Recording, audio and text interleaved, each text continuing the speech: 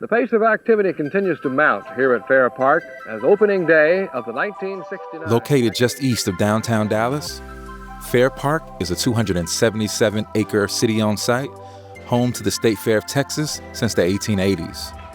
The State Fair may evoke images of its iconic Texas-sized Ferris wheel, corny dogs, and of course, Big Tex.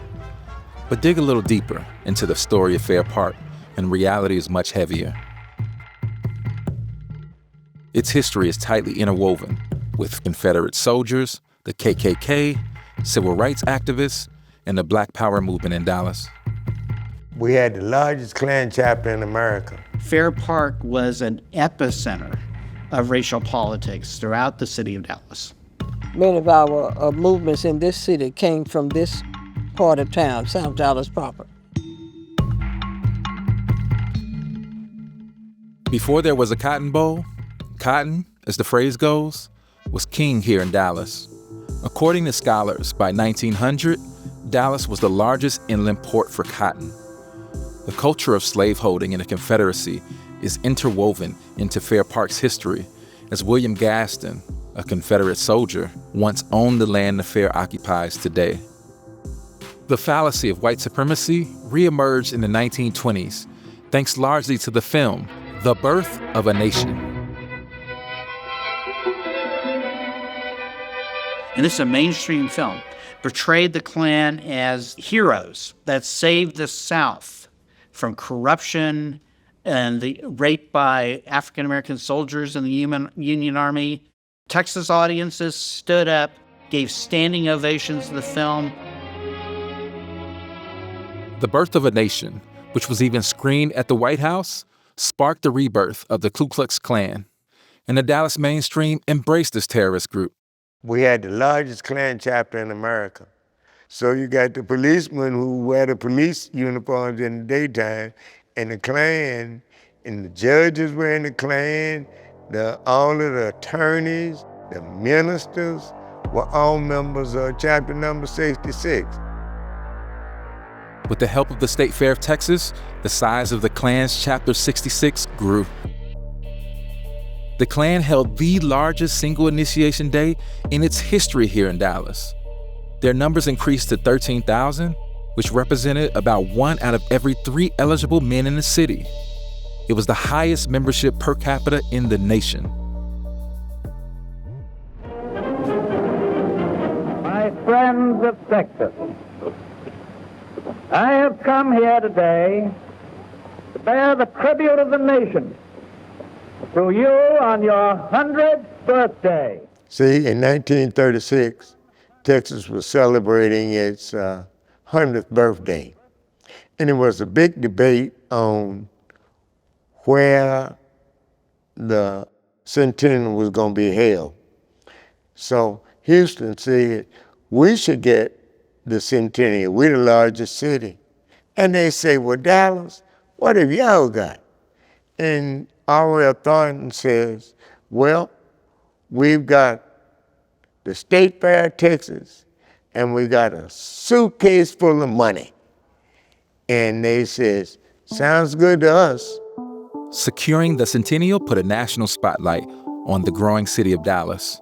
This great Centennial Exposition is not for Texas alone. It is for the people of all the other 47 states as well. As business leaders began planning for the development of Fair Park, there was a notable void in the exhibition. When they were building Fair Park, Maceo went to the city leaders and said, look, there's no Negro presence in this thing.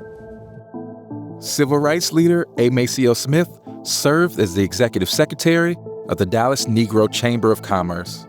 He played central roles in major NAACP legal strategies and became known as Mr. Civil Rights. A. Maceo Smith had his eyes set on getting the Hall of Negro Life erected in the Texas Centennial. So they said, okay, if you can raise the money, we'll build a building. And they were able to find $100,000. The 1936 Negro Building was the forerunner of the Civil Rights Movement. because you started getting people from all over gathering in one place, showing art, politics, science, all of the things that black folks wasn't supposed to do. This was to show them that we were already doing it. There's actually an account of a white woman coming in to the hall, and she gets angry. Said they, meaning black people, they could not have done this. She has an intense, panicked reaction to the record of achievement. And there is this recurring theme in Dallas history and in American history regarding African Americans. There's this fear, in fact, that African Americans might rise and eventually dominate. And part of this is guilt because of white consciousness of what they've done, the violence, the exploitation. They're afraid they're going to receive what they've given out. Between its opening on Juneteenth in November 1936, around 400,000 people visited the Hall of Negro Life, the first of its kind in the United States. The exhibition included a pamphlet by W.B. Du Bois and 4 murals painted for the exhibition by artist Aaron Douglas, one of the most prominent artists of the Harlem Renaissance.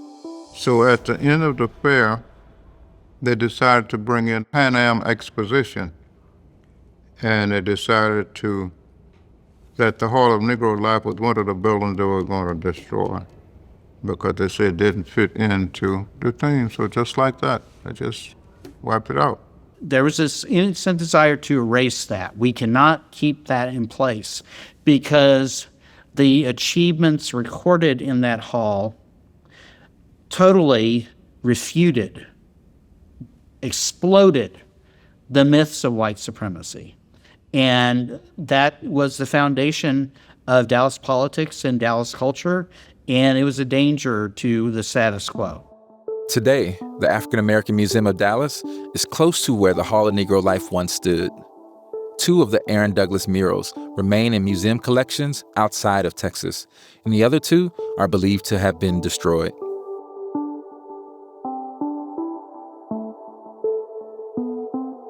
Following the demolition of the state's recognition to the accomplishments of African Americans, Fair Park, like the rest of Dallas, remains segregated with only one day black people could attend, Negro Achievement Day. When I was a kid growing up, we came to the Fair Park one day of the year, and that was Negro Day. And Negro Day is all of the Negroes from the state of Texas could come to the great state fair of Texas. They used to let the school kids out for the day to come to the fair. We didn't know that it was really the wrong thing to do because we always had fun. That was our day. Juanita Craft saw things differently. The organizing icon is known for her work with the NAACP, helping to launch more than 180 youth chapters around the country. Here in Dallas, she's especially known for her work with youth, training up an army of young black and brown leaders known as the Craft Kids. They were instrumental in pushing for desegregation across the city, including the State Fair of Texas.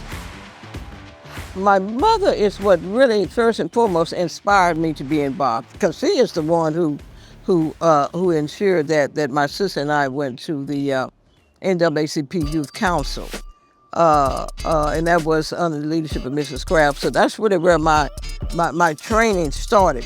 That's where I received some training and civil disobedience and protesting, etc. Juanita Craft and another lady named Minnie Flanagan decided that the state fair was being unfair. And so they decided that they would boycott Negro Day. They wouldn't come to the fair. Negro Appeasement Day is what they called it. Standing outside of Fair Park with the NAACP Youth Council, they held signs imploring African Americans to join them in boycotting the fair. It's considered one of the most important early protests in Dallas that got media attention. It wasn't like it is now. Thank God that the change has been, and I've been a part of the change. Times change, but you got to make them change. Though the NAACP youth protest at the state fair succeeded, the ugly realities of Jim Crow segregation continued in Dallas, sometimes even leading to violence. Just blocks from Fair Park, Black residents found themselves battling both city policy and bombings. For activists and organizers, the struggle would continue.